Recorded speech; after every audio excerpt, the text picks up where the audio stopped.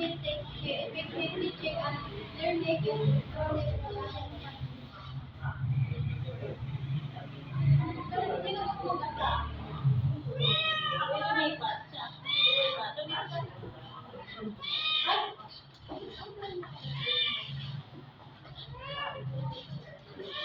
Number one, establish a community. Use mobile learning and social media to create a community within the digital classroom. Encourage students to engage with their personal devices and foster a sense of community inside and outside the school. Ito yung ang paggamit ng mobile device at social media ay nakakatulong sa paglikha ng suportadong digital na komunidad na pagpapalit sa mga estudyante na magkonekta sa isa't isa.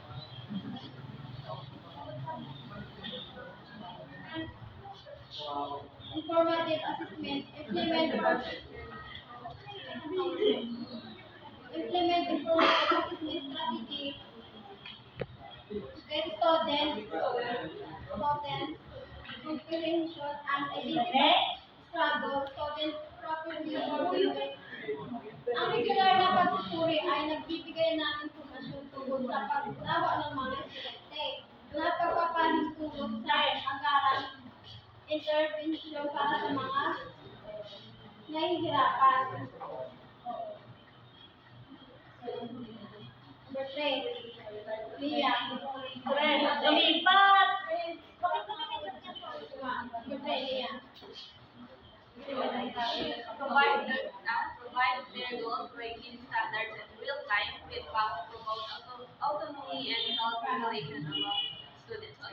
Pero ang malinaw na ang inaasahan ang focus sa mga layunin at trato ay nagtataguyod ng pangangailangan at tumutulong sa mga estudyante na pamahalaan ang kanilang pagpasok.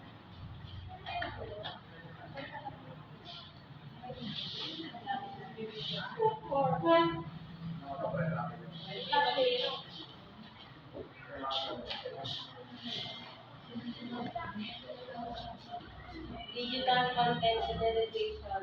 Utilizing ebooks and digital content that are cost effective and continuously updated to offer relevant content to students. Ang paggamit naman ng mga e-book at artipabang digital na mapagkukunan ay nagbibigay sa mga estudyante ng access sa mga napapanahon at cost-effective na material.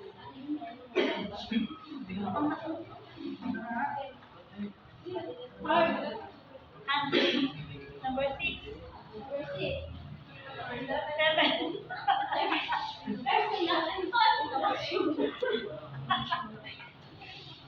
Use personalized learning platforms to engage students and make the learning experience more interactive. Kasi ang paggamit ng mga personalized learning platforms ay tumutulong sa mga ingenyo sa mga estudyante at pag-angkop sa mga kanilang mga pangangailangan.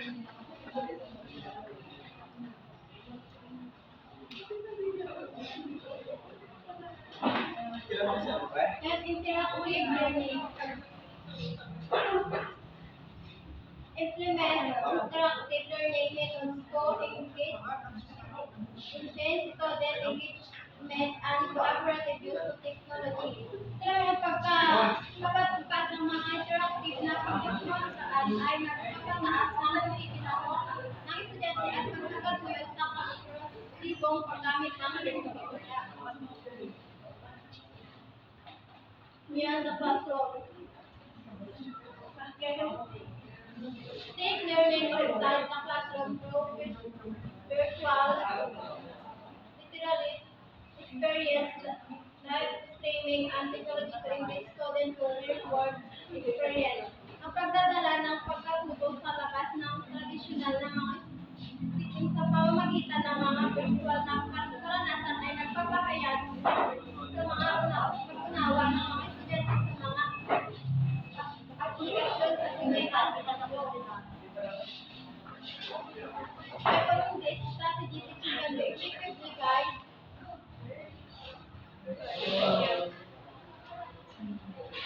students in electronic classroom make the most of digital tools to teaching and learning